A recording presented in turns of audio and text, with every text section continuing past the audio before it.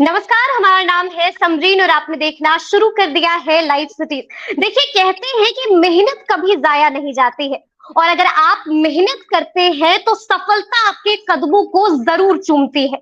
देखिए, यूपीएससी के नतीजे आ गए हैं और यूपीएससी में बिहार का एक बार फिर परचम लहराया है।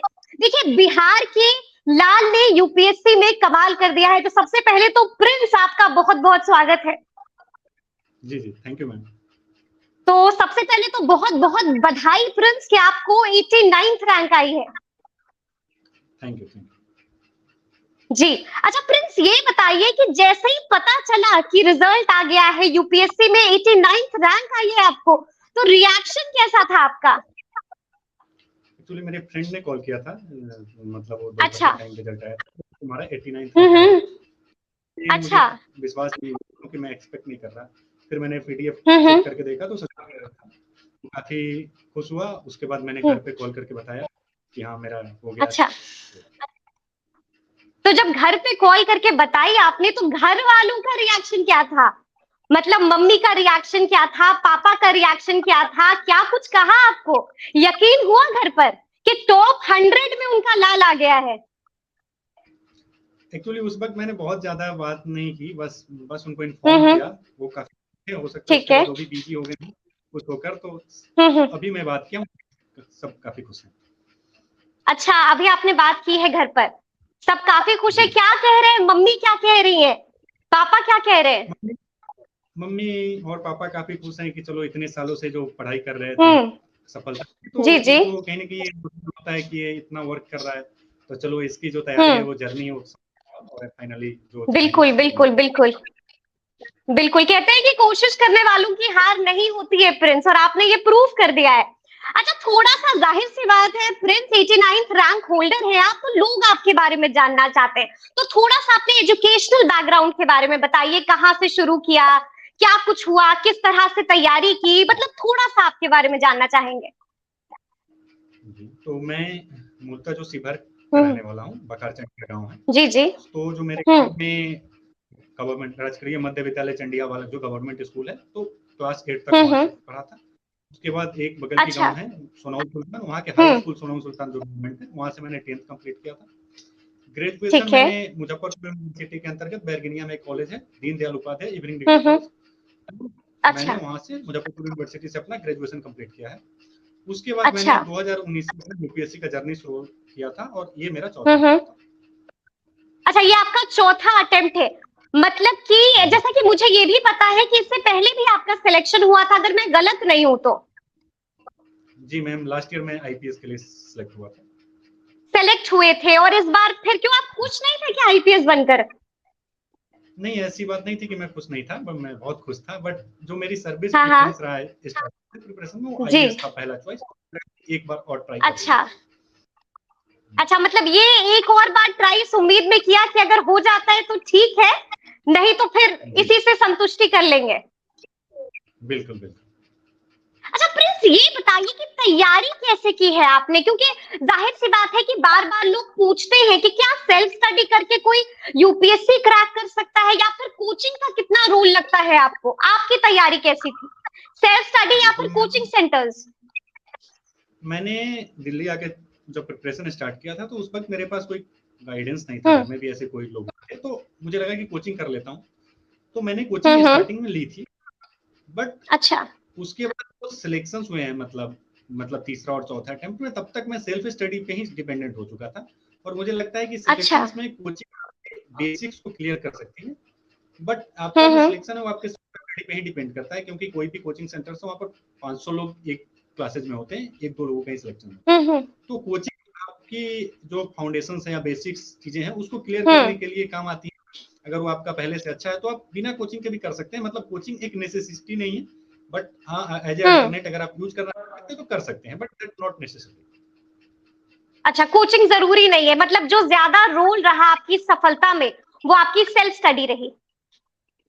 निश्चित रूप से, मतलब एक बार जब मैंने बेसिक्स कंप्लीट की कोचिंग से, उसके बाद जो आपकी पूरी हम्म। तैयारी होती है वो सेल्फ स्टडी है, और मैं पिछले 4 सालों से सेल्फ स्टडी कर रहा था, तो अच्छा। अच्छा, प्रिंस ये बताइए कि कई तरह के मिथ हम सुनते हैं, तो एक एक करके आपसे हम मिथ भी क्लियर करेंगे। ये कहते हैं कि अगर आप यूपीएससी की तैयारी करते हैं तो मोबाइल बिल्कुल छोड़ दीजिए। अगर आप यूपीएससी की तैयारी कर रहे हैं तो सोचिए कि आप सिर्फ 4 से 5 घंटा सोइएगा। सोना तो है ही नहीं यूपीएससी में। लोग 20-20 घंटे पढ़ाई कर रहे हैं, 19 घंटे पढ़ाई कर रहे हैं। तो प्रिंस कितनी देर पढ़ाई करते थे? नहीं, मैं ऐसा नहीं मानता हूँ कि इस तरीके की चीजें जो है ना गलत अफवाह है यूपीएससी के या किसी भी एग्जाम। अच्छा, गलत बात है ये तो। अच्छा, तो मतलब आप कितने देर पढ़ते थे? क्योंकि कई लोग तो डर के मारे छोड़ देते हैं। जैसे कि मैं ट्विटर, इंस्टा, फेसबुक सब चलाता हूँ और मैं क्या बात कर रहे हैं? मतलब ट्विटर, इंस्टा चलाकर भी आप यूपीएससी क्रैक कर सकते हैं? वो आपको अंदर एक कंट्रोल होना चाहिए कि आपको कितना टाइम देना है, अच्छा। कब देना है। जैसे आप ऐसे फ्री हो रहे हैं तो अभी आप फ्री जी जी, तो आप स्क्रॉल कर लिया कि क्या चल रहा है। तो आपके अंदर एक कंट्रोल होना चाहिए, सेल्फ डिसिप्लिन होना चाहिए। और जो पढ़ाई का नंबर ऑफ आवर्स की बात होती है तो आप 6-8 घंटे ही पढ़ाई करते हैं, उसके बाद भी आपके पास दिन में 16 घंटे होते हैं। तो ये कहना कि आप पूरी तरीके से लाइफ से कट हो जाएंगे या फिर, तो मैं नहीं मानता हूँ। हाँ, एग्जाम टाइम तो होता है, जब एग्जाम करीब होता है तो हमें ज्यादा पढ़ना पड़ता है, 12 घंटे भी पढ़ना पड़ता है। तो उस आप इस तरीके की जो एप्स हैं उसको अनइंस्टॉल कर दीजिए कुछ टाइम के लिए, बट वो लिमिटेड पीरियड के लिए होता है। ऐसा नहीं है कि आप 3 साल अगर प्रिपरेशन में लगे हैं तो आपका जो सोशल लाइफ है उससे आप बिल्कुल अलग हो जाइए। मैं नहीं मानता हूँ, क्योंकि जो आपके फ्रेंड्स हैं, फैमिली है, लोग हैं, वो बहुत सपोर्ट होते करते हैं। आप जब लो फील करेंगे वही आपके साथ होगा। तो मुझे लगता है कि साथ साथ डिसिप्लिन होना चाहिए। डिसिप्लिन होना चाहिए, खुद पर कंट्रोल होना चाहिए। अच्छा, थोड़ा सा अपने सब्जेक्ट के बारे में बताइए प्रिंस। क्या सब्जेक्ट था? मेन सब्जेक्ट क्या रहा आपका? हाँ, जो ऑप्शनल सब्जेक्ट की बात है तो मेरे पिछले 2 अटेम्प्ट, मतलब मैंने पहले जो 2 प्रयास किए वो ज्योग्राफी ऑप्शनल से दिया था, जब तब मेरा चयन नहीं हुआ। अच्छा। फिर लास्ट ईयर मैंने अपना सब्जेक्ट चेंज किया था और मैथिली साहित्य एज ऑप्शनल लिया था, तो उसमें मेरा चयन हुआ। मैथिली आपका ऑप्शनल सब्जेक्ट था? जी। क्या बात है। तो क्या आपको मैथिली में बोलने आता है प्रिंस? कुछ बोल के दिखा सकते हैं, कुछ बात कर सकते हैं? मतलब मैथिली में ये बताइए कि कैसा महसूस हो रहा है? 89th रैंक होल्डर, टॉप 100 में कैसा महसूस हो रहा है? मैथिली में बोल के दिखाइए। मतलब हम देखिए, मैथिली को लेकर एक चीज क्लियर कर दूं कि जो मैथिली भाषा है ना, तो जी जी जी, की कई सारी बोलियां हैं, अलग अलग चीज। जैसे मैं अगर सीभर से आता हूं तो आधारित मैथिली है और कुछ अंगिका होंगी, तो मैं बजका बोलता हूं, उसमें आपको बता सकता हूँ। हमरा बहुत ठीक लगे जी। तो ये हमरा बहुत ठीक लगे जी। हाँ, ठीक लगे थे। थोड़ा सा और मन भरा नहीं मैथिली सुनकर? थोड़ा सा और मतलब अब आगे का क्या प्लान है? आगे का नहीं, मुझे मैथिली नहीं आती है, लेकिन आपसे सुन, आपके मुंह से सुनकर बहुत मीठी लग रही है मैथिली। तो थोड़ा सा और हम चाहेंगे कि आप थोड़ा सा बोल के दिखाइए। अभी हम मतलब बहुत खुश छी, अभी दिल्ली में छी। अभी हमारा प्लान है कि अभी अगला 2-3 दिन बाद घर जाएम आ घरे जब जाएम तब मम्मी पापा से मिलम, बाकी जे रिश्तेदार हैं उनका से मिलम, ओकरा बाद बाकी की करे के बाद। क्या बात है, क्या बात है, बहुत खूब, बहुत खूब, जबरदस्त प्रिंस। अच्छा प्रिंस, ये बताइए कि अब जाहिर सी बात है, अब आप यूपीएससी टॉप 100 में आ चुके हैं, तो अब घर वाले शादी वादी के लिए भी लड़की ढूंढ रहे होंगे। शादी का क्या प्लान है प्रिंस? क्योंकि जाहिर सी बात है कि अब शादी के लिए भी लड़की ढूंढाई रही होगी आपके लिए, तो आपने क्या कह रखा है मम्मी को?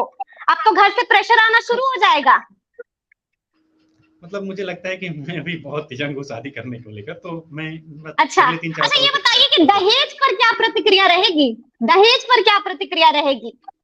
देखिए, दहेज को मैं मतलब मूलतः विरोधी रहा हूँ अपने घरों में, तो मैं इस बात को लेकर, और अगर घर वाले ने कह दिया तो क्या कहेंगे प्रिंस? घर वालों ने मुझे इजाजत दे रखी है कि आपको जो करना है ये आपके जीवन का सवाल है, तो आप क्या बात है, क्या बात है। तो मतलब अभी शादी का कोई मूड नहीं है प्रिंस के? बिल्कुल नहीं, बिल्कुल नहीं। अच्छा प्रिंस, ये बताइए कि जाहिर सी बात है, जो लोग अभी तैयारी कर रहे हैं, जो आपको सुन रहे हैं, देखिए जब हम यूपीएससी या बीपीएससी की बात करते हैं तो कई ऐसे टाइम आते हैं जब लगता है कि अब गिव अप कर देना चाहिए। कई बार वो मेंटल स्ट्रेस जो इतनी ज्यादा होती है, लोग कोप अप नहीं कर पाते हैं, बार बार उन्हें लगता है कि यही वो मोमेंट है, अब छोड़ देते हैं, अब हार मान लेते हैं। कई लोग तो मतलब हिम्मत हार जाते हैं, छोड़ देते हैं। कई लोग तो मतलब बहुत कुछ कर गुजरते हैं। तो ये हम आपसे जानना चाहेंगे कि आप अपने आप को मोटिवेटेड कैसे रखते थे? कब आपने सोचा कि नहीं, मुझे हार नहीं माननी और कोशिश करते जाना है? तो मुझे ये लगता है कि जो आप किसी भी एग्जाम का प्रिपरेशन स्टार्ट करते हैं तो उसको लेकर आपके अंदर एक साइकोलॉजिकल क्लैरिटी रहना चाहिए। यूपीएससी एक ऐसा एग्जाम है ना जो काफी लॉन्ग टाइम जर्नी हो जाता है। Most of the people second, third और फोर्थ अटेम्प्ट में सिलेक्ट करते हैं जो डेटा होती है, तो एक लंबी जर्नी है। बीच में क्या होगा कि आपको बार बार ऐसा लगेगा कि यार मेरा नहीं होगा, यहाँ बहुत सारे कॉम्पिटिशन, इतने सारे अच्छे इंस्टीट्यूशन आ रहे हैं, शायद मैं नहीं कर पाऊंगा। तो ऐसे समय में आपको थोड़ा सा क्या करना चाहिए कि ब्रेक, मतलब आप जो को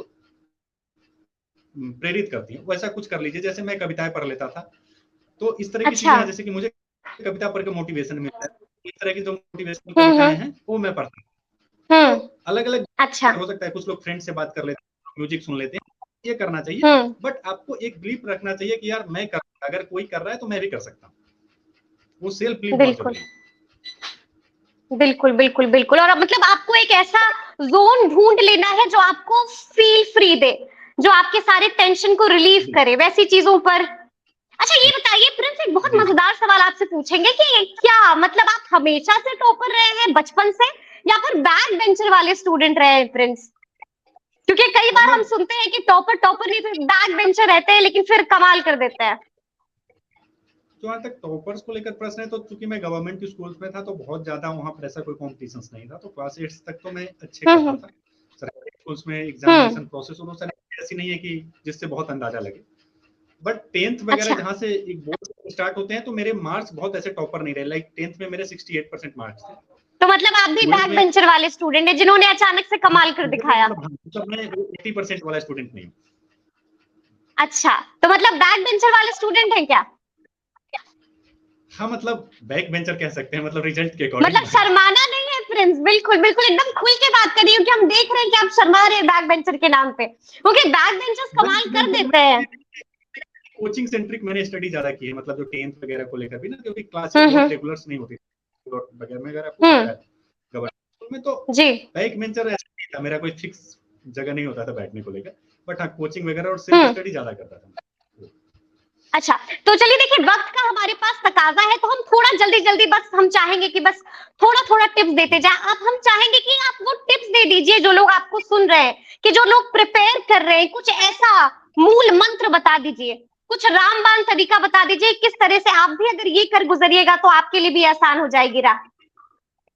मैं 2-3 चीजें कहना चाहूंगा। एक तो प्रिपरेशन को लेकर कि जब आप किसी भी एग्जाम का प्रिपरेशन स्टार्ट कर रहे हैं तो उसके पीछे आपका मोटिवेशन सही होना चाहिए। अभी क्या है कि जो यूपीएससी के प्रिपरेशन में एक डिफरेंट कल्चर आया है, रील्स कल्चर।